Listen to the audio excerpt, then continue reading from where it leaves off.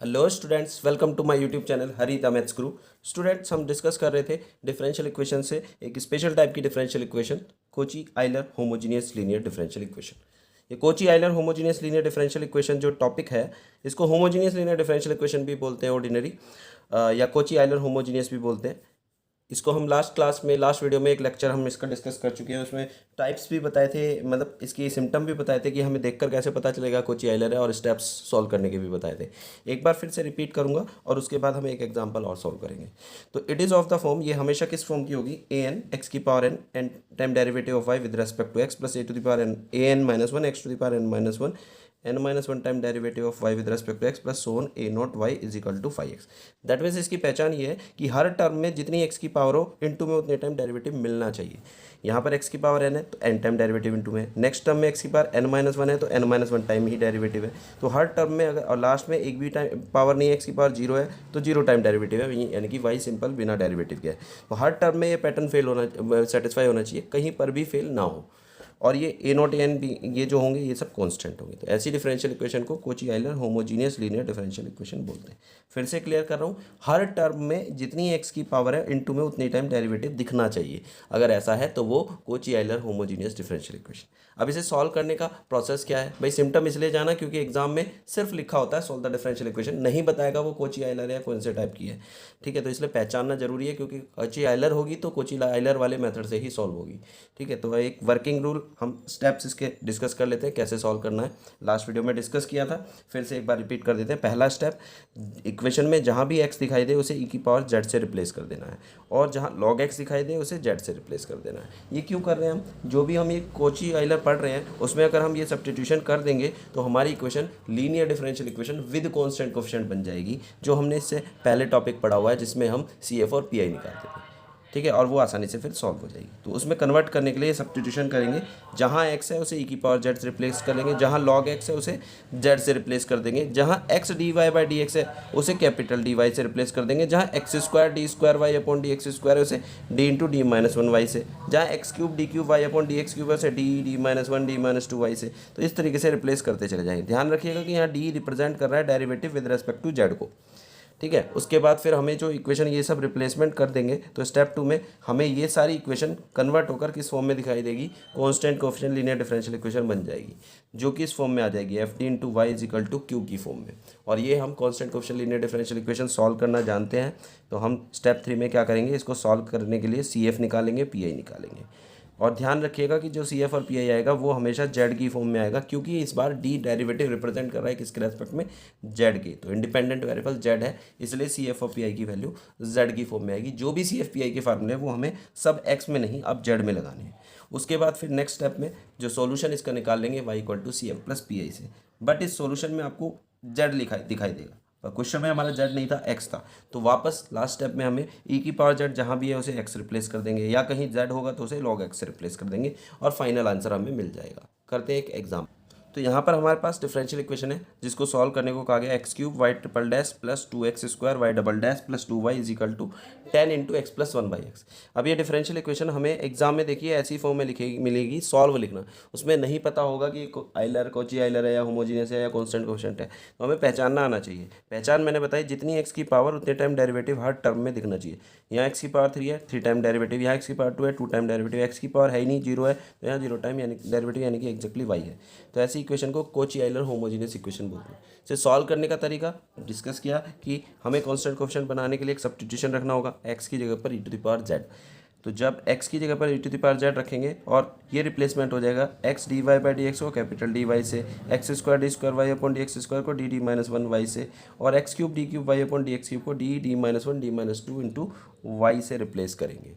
ठीक है, यहाँ पर ध्यान रखिएगा कि डी किसको रिप्रेजेंट कर रहा है, d derivative with respect to z को रिप्रेजेंट कर रहा है। तो अगर ये रिप्लेसमेंट करेंगे इसकी जगह पर आ जाएगा, यानी कि D minus one D minus two into y plus two, इसकी जगह पर आ जाएगा D into D minus one into y और plus two y equal to 10। X की वैल्यू किसकी इक्वल बताई थी, ई की पावर जेड, और 1/x क्या हो जाएगा फिर, ई की पावर माइनस जेड हो जाएगा।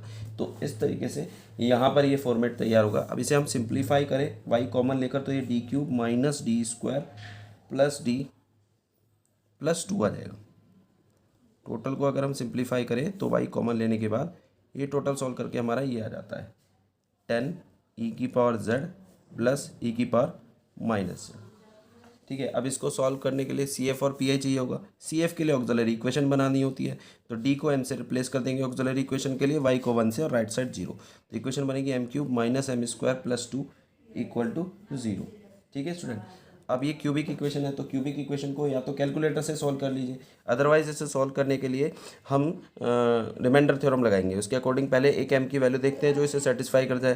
तो हम देख रहे हैं जनरली 1 या -1 या 2 या -2 सेटिस्फाई कर जाती है। तो यहाँ पर 1 चेक करने रख के, तो 1 -1 0 नहीं बन रहा क्योंकि ये तो कट जाएगा। फिर -1 रख कर देखते हैं, तो -1 रखेंगे तो -1 का क्यूब -1, यहाँ रखेंगे -1 का स्क्वायर +1 और ऑलरेडी एक माइनस है तो माइनस आएगा और +2, ये 0 बन रहा है। इसका मतलब m इक्वल टू -1 इसका एक रूट है और m-1 इसका रूट है, तो m+1 इसका क्या बनेगा, फैक्टर। तो m+1 इसका एक फैक्टर हो गया। अब अदर फैक्टर पता करने के लिए इसे डिवाइड कर देंगे। डिवाइड करने के दो तरीके हैं, मैं सिंपल वाले तरीके से कर रहा हूँ। क्यूबिक इक्वेशन है तो यानी कि m+1 से 3 बार ये फैक्टर डिवाइड करेगा, तो इसको 3 बार लिख लें, m+1 m+1 m+1। अब यहाँ पर इसमें कितने से मल्टीप्लाई करेंगे एम क्यूब बन जाए, तो यहाँ पर दिख रहा है कि एम स्क्वायर से करना पड़ेगा। अब एम स्क्वायर से मल्टीप्लाई करने पर ये टर्म, इसकी हम टोटल ये सॉल्व करके यही बनाना चाह रहे हैं, तो एम स्क्वायर से मल्टीप्लाई किया तो एम क्यूब आएगा और प्लस एम स्क्वायर आएगा, पर मुझे चाहिए माइनस का एम स्क्वायर, तो क्या करना पड़ेगा, -2m स्क्वायर और बन जाए, तो ये प्लस एम स्क्वायर सॉल्व करके ये बन जाएगा। तो 2m स्क्वायर बनाने के लिए -2m से इंटू किया, फिर यहाँ पर -2m से इंटू किया तो यहाँ पर -2m स्क्वायर बन जाएगा, -2m बन जाएगा, पर -2m यहाँ चाहिए नहीं, तो कितने से इंटू करें, कैंसिल हो जाए -2m, तो +2m बनाना पड़ेगा, तो 2 से इंटू किया और लास्ट में आपका ये मैच कर गया। किसी को अगर ये प्रोसेस समझ में नहीं आया, m+1 कॉमन ले लिया तो m square -2m + 2 equal to 0। नहीं ये समझ में आया तो आप ऐसा भी कर सकते हैं कि इसको m+1 से ऐसे डिवाइड करें, m³ minus m square + 2। Divide कैसे करते हैं भाई, कितने टाइम टेबल चलाए कि m³ बन जाए m स्क्वायर, तो यहाँ m स्क्वायर से इसमें दोनों में इंटू करेंगे तो m³ प्लस एम स्क्वायर आ जाएगा, इनको माइनस कर दें तो यहाँ पर आ जाएगा आपका ये कैंसिल, माइनस का 2m स्क्वायर + 2। फिर देखें कितने से मल्टीप्लाई करनी पड़ेगी कि ये -2m स्क्वायर बन जाए, तो -2m से करनी पड़ेगी।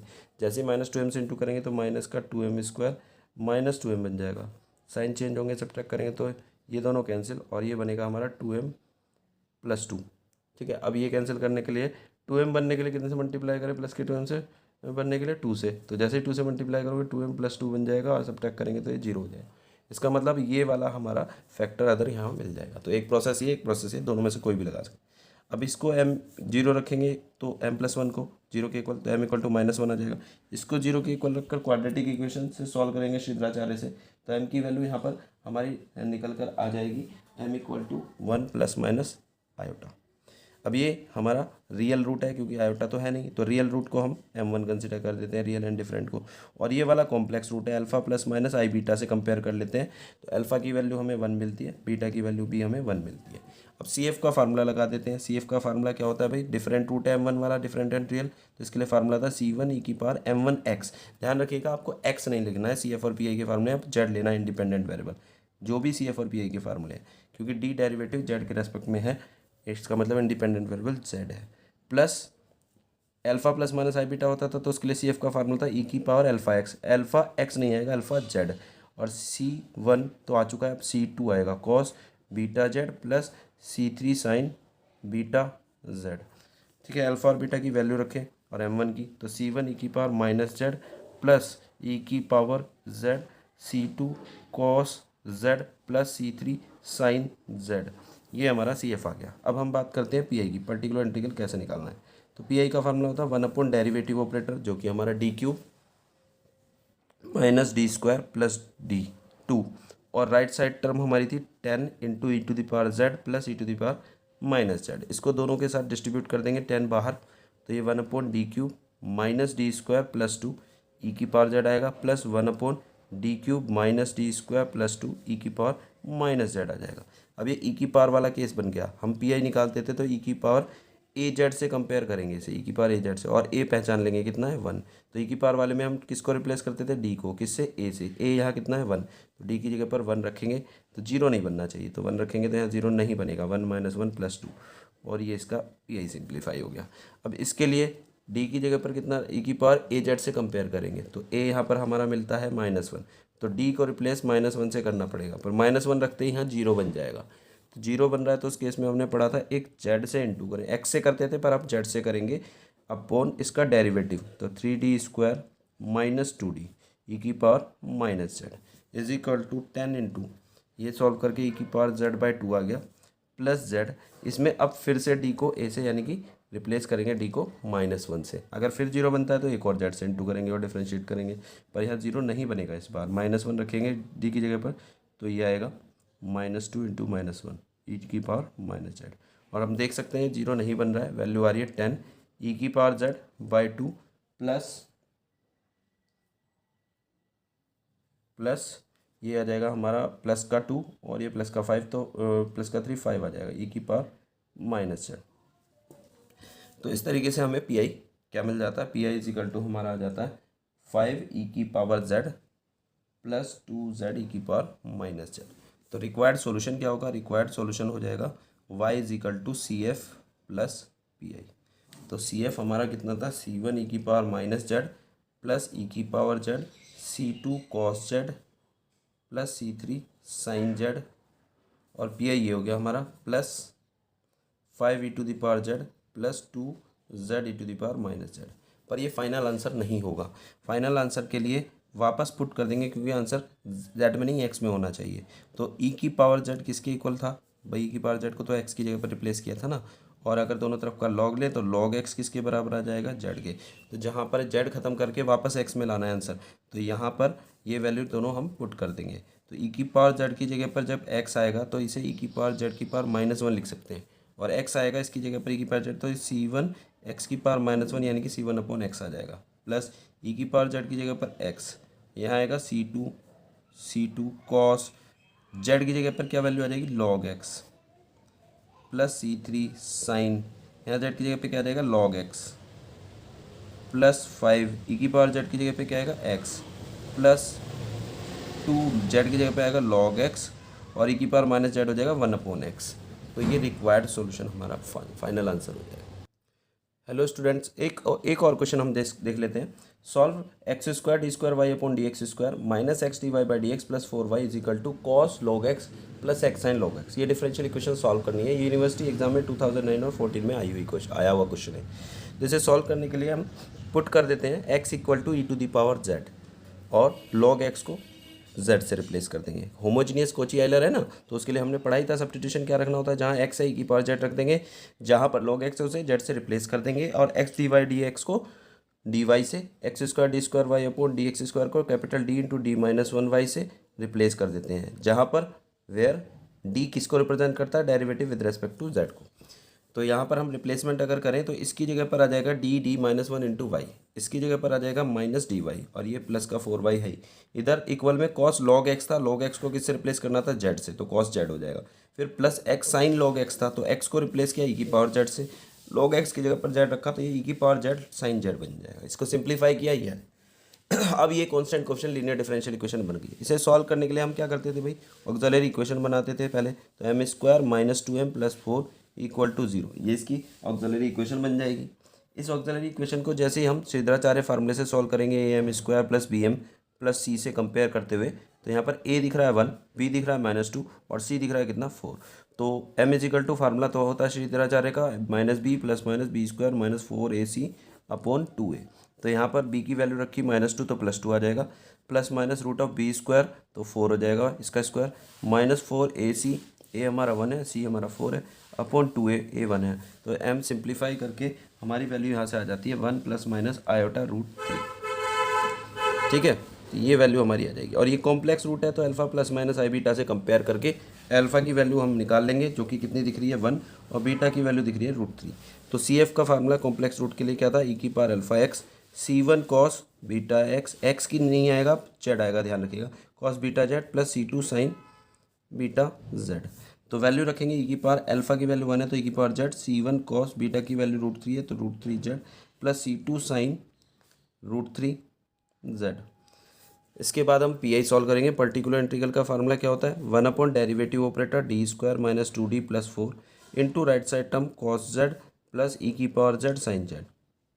अब इनके लिए पी आई सॉल्व करेंगे तो 1/d² - 2d + 4, एक बार cos z के साथ ले जाएंगे इनटू में ऑपरेटर को, और एक बार d² - 2d + 4, और एक बार ई की power Z into sine Z के साथ ले जाएंगे। अब अगर हम देखें तो ये वाला कॉस वाला केस है, तो कॉस वाले केस में हमने पी आई निकालने के लिए पढ़ा था कॉस ए जेड से कंपेयर करके ए निकालते हैं, तो यहाँ पर ए की वैल्यू 1 हो गई और डी स्क्वायर को रिप्लेस करते हैं कॉस और साइन के केस में माइनस ए स्क्वायर से, यानी कि -1 का स्क्वायर दैट मीन्स -1 से रिप्लेस करेंगे, तो ये -1 -2d + 4 और कॉस जेड आ जाएगा।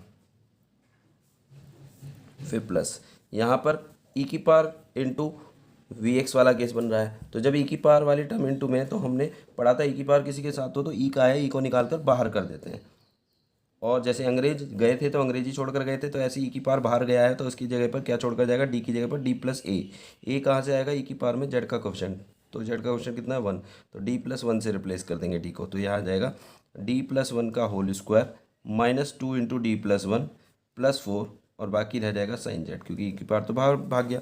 बाकी ये क्या बचा, ये हमारी वैल्यू यहाँ से बच जाती है 1/3 - 2d cos जेड, ठीक है, और ये प्लस ई की power Z 1/d² + 3 sign Z.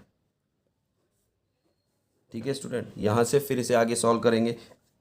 कोस वाला केस है तो डी स्क्वायर को रिप्लेस करना होगा, पर डी स्क्वायर है नहीं तो कंजुगेट मल्टीप्लाई कर देंगे इसके डी स्क्वायर बनाने के लिए।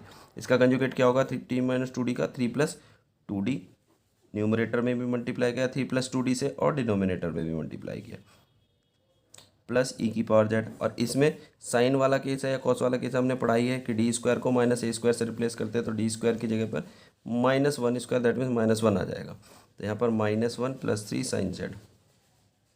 ठीक है, इसके लिए यहाँ पर 3 + 2d और ये a + b a - b factor फार्मूले से a² - b² यानी कि 4d² cos जेड आ जाएगा, और प्लस ई की पावर z/2 साइन जेड।